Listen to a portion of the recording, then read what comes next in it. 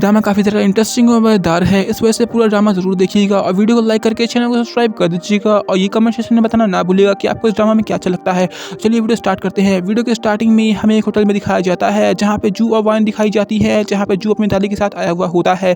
इधर बीच हमें जू को दिखाया जाता है जो कि उसमें उसकी दादी बोलती हैं कि यहाँ पे ये वाइन लड़की है, ये वही लड़की है जिससे तुम्हें शादी करनी है। अब बात कुछ ऐसी है कि इन लोग की शादी बचपन में ही तय कर दी गई हो रही है और उस तय के हिसाब से अब यहाँ पे वाइन को जू से शादी करनी पड़ेगी। लेकिन जू काफ़ी बड़ी कंपनी का सीईओ बन चुका होता है और उसमें अपने पैसे का घमंड आ चुका होता है। इस वजह से वो अपनी दादी को साफ इनकार कर देता है और कहता है कि उसे शादी में बिल्कुल भी इंटरेस्ट नहीं है। ये कोई राजा महाराजा का दिन तो चल नहीं रहा है कि उसे शादी करनी पड़ेगी।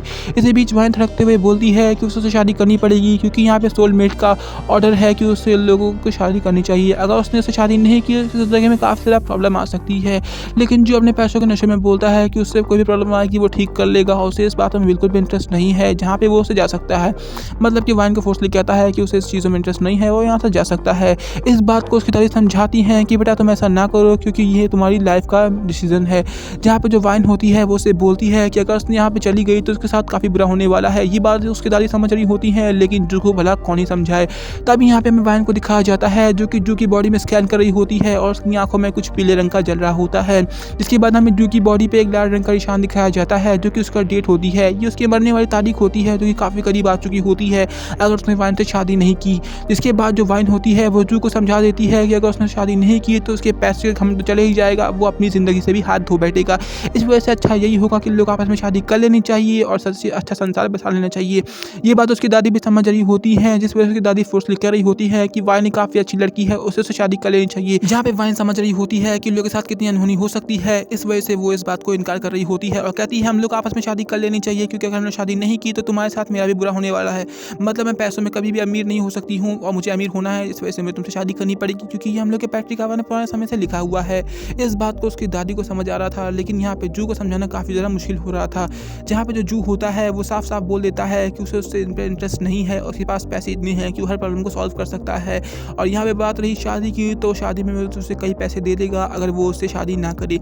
मतलब यहाँ पे जो जू होता है वो अपने पैसों के धौस वाइन को दिखा रहा होता है कि अगर उसने शादी नहीं की तो वो उसे काफ़ी पैसे देगा और यहाँ पे कंपनसेशन के तौर पे देगा। लेकिन यहाँ पे जो उसकी दादी होती हैं वो गुस्सा आने लगती हैं जू के ऊपर। जिसके बाद वो जू को वाइन से कहती है कि तुम काफ़ी बुरी तरीके से बिहेव कर रहे हो, तुम्हें वाइन से ऐसे तरीके से बात नहीं करनी चाहिए और अपने पैसों की धौंस अपने पास रखो। तुम्हारे पास पैसे जैसे हैं वो तुम्हारी ज़िंदगी की ओर से हैं जो कि उसके दादा ने ठीक किया है। दरअसल बात ये होती है कि जो वाइन के जो दादा होते हैं वो लोग पहले ही काफ़ी बुरे गाँव में रहा करते थे। मतलब कि जो उसकी दादी थी वो जू के साथ अपने गाँव में रहा करती थी। जहाँ पे जो वाइन के दादा होते हैं वो जू की मदद करते हैं। जू काफ़ी ज़्यादा बीमार पड़ चुका होता है जिसके बाद उसके दादा एक औषधि बना के देते हैं जिसे पीने के बाद जू ठीक हो जाता है और आज तक जू के पास जितने पैसे हैं वो शायद से इसी तरह से कृपा से हैं।